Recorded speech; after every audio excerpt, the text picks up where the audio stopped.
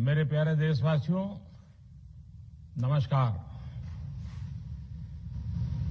Corona के खिलाफ देश आज फिर एक बहुत बड़ी लड़ाई लड़ रहा है। कुछ सप्ताह पहले तक स्थितियां संभली हुई थी और फिर एक कोरोना की दूसरी वेव तूफान बनकर आ गई। जो पीड़ा आपने सही है, जो पीड़ा आप सह रहे हैं, उसका मुझे पूरा एहसास है। जिन लोगों ने बीते दिनों में अपनों को खोया है, मैं सभी देशवासियों की तरफ से उनके प्रति संवेदनाएं व्यक्त करता हूं। परिवार के एक सदस्य के रूप में मैं आपके दुख में शामिल हूं। चुनौती बड़ी है, लेकिन हमें मिलकर अपने संकल्प, अपने हौसले और तैयारी के साथ इसको पार करना है। साथियों, अपनी बात को विस्तार देने से पहले मैं देश के सभी डॉक्टरों, मेडिकल स्टाफ, पैरामेडिकल स्टाफ, हमारे सभी सफाई कर्मचारी भाई बहन, हमारे एम्बुलेंस के ड्राइवर्स, हमारे सुरक्षा बल, पुलिसकर्मी, सभी की सराहना करूंगा। आपने कोरोना की पहली वेव में भी अपना जीवन दांव पर लगाकर लोगों को बचाया था। आज आप फिर इस संकट में अपने परिवार, अपने सुख, अपनी चिंता छोड़कर दूसरों का जीवन बचाने में दिन रात जुटे हुए हैं। साथियों, हमारे शास्त्रों में कहा गया है, त्याज्यम न धैर्यम विदुरेऽपि काले, अर्थात कठिन से कठिन समय में भी हमें धैर्य नहीं खोना चाहिए। किसी भी परिस्थिति से निपटने के लिए हम सही निर्णय लें, सही दिशा में प्रयास करें, तभी हम विजय हासिल कर सकते हैं। इसी मंत्र को सामने रखकर आज देश दिन रात काम कर रहा है। बीते कुछ दिनों में जो फैसले लिए गए हैं, जो कदम उठाए गए हैं, वो स्थिति को तेजी से सुधारेंगे। इस बार कोरोना संकट में देश के अनेक हिस्से में ऑक्सीजन की डिमांड बहुत ज्यादा बढ़ी है। इस विषय पर तेजी से और पूरी संवेदनशीलता के साथ काम किया जा रहा है। केंद्र सरकार, राज्य सरकारें, प्राइवेट सेक्टर, सभी की पूरी कोशिश है कि हर जरूरतमंद को ऑक्सीजन मिले। ऑक्सीजन प्रोडक्शन और सप्लाई को बढ़ाने के लिए भी कई स्तरों पर उपाय किए जा रहे हैं।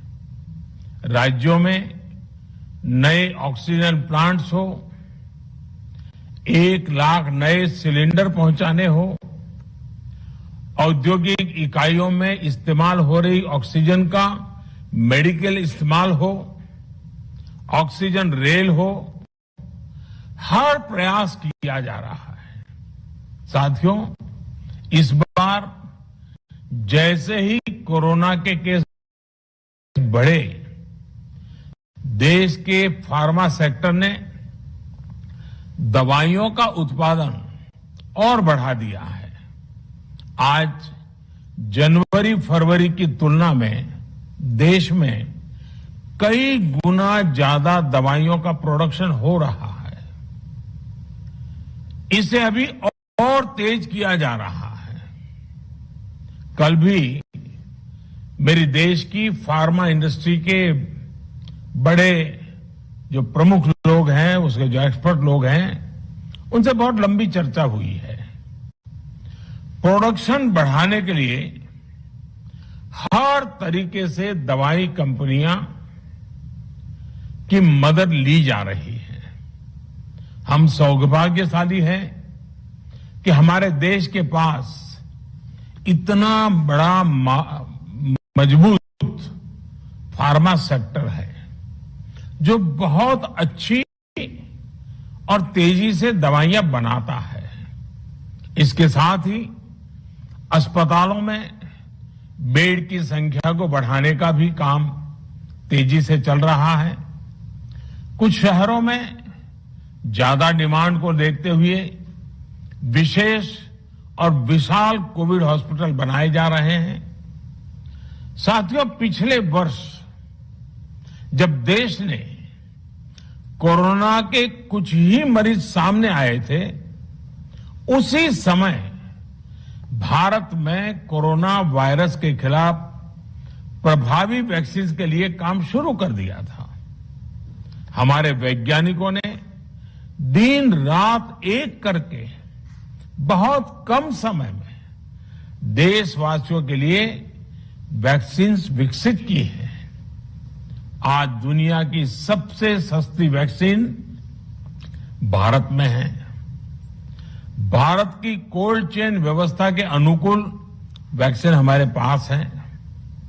इस प्रयास में हमारे प्राइवेट सेक्टर ने इनोवेशन और एंटरप्राइज की भावना का बेहतरीन प्रदर्शन किया है। वैक्सीन की अप्रूवल्स और रेगुलेटरी प्रोसेसेस को फास्ट ट्रैक पर रखने के साथ ही सभी साइंटिफिक और रेगुलेटरी मदद को बढ़ाया गया है। यह एक टीम एफर्ट है जिसके कारण हमारा Bharat 2 made in India vaccine के साथ दुनिया का सबसे बड़ा टीकाकरण अभियान शुरू कर पाया। टीकाकरण के पहले चरण से ही गति के साथ ही इस बात पर जोर दिया गया कि ज्यादा से ज्यादा क्षेत्रों तक, जरूरतमंद लोगों तक वैक्सीन पहुंचे।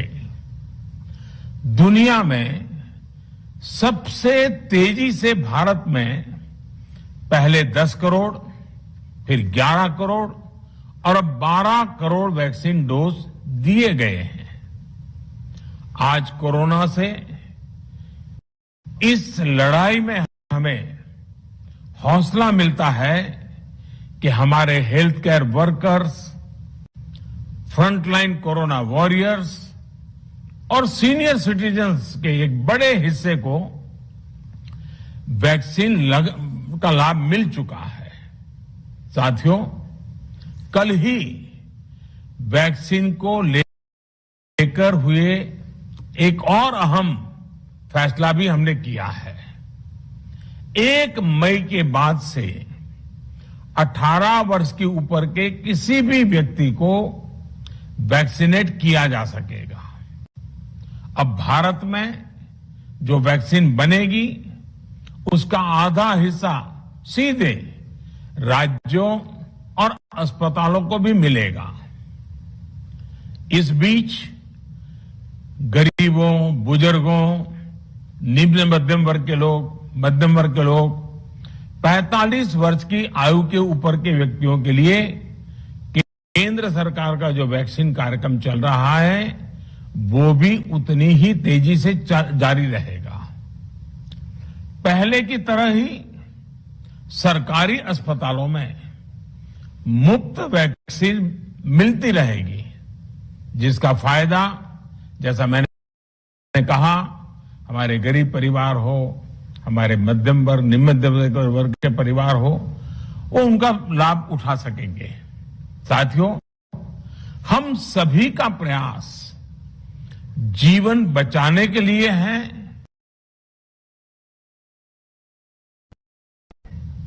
और जीवन बचाने के लिए तो है ही। प्रयास से भी ये है कि आर्थिक गतिविधियां और आजीविका कम से कम प्रभावित हो। प्रयास का तरीका यही रखा जाए। वैक्सीनेशन को 18 वर्ष की आयु के ऊपर के लोगों के लिए ओपन करने से शहरों में जो हमारे वर्कफोर्स है उसे तेजी से वैक्सीन उपलब्ध होगी। राज्यों और केंद्र सरकार के प्रयासों से श्रमिकों को भी तेजी से वैक्सीन मिले।